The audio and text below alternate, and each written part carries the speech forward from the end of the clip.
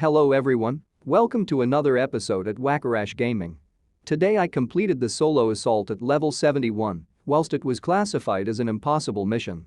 I have read a number of folks comment that settlement buffs return negligible results.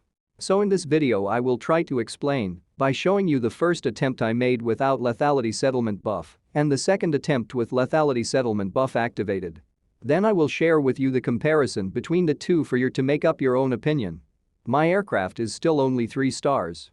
The philosophy has been same to date as all my previous successes except, from level 71 onwards you can send out 4 attack marches. Yes, you heard that right, 4 attack marches, so make sure you are sending out all your marches fast. If you like this video, do smack that subscribe button and turn on the notification bell for more amazing videos.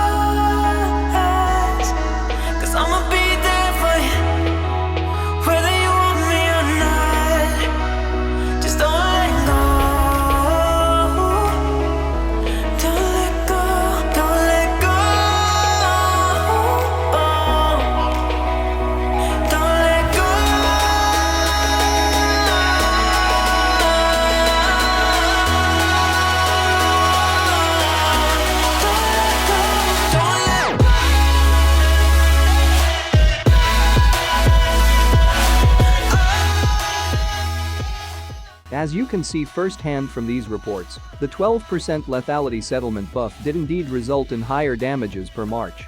The first march with Magnus, Tweak, and Mikoto, whilst the damages without lethality settlement buff is higher, this is the only report, whereas all the other reports after this one resulted in the marches with the lethality settlement buff activated having higher damages. Ultimately, the higher damages from all the marches following the activation of the 12% lethality settlement buff resulted in the ability for me to complete level 71.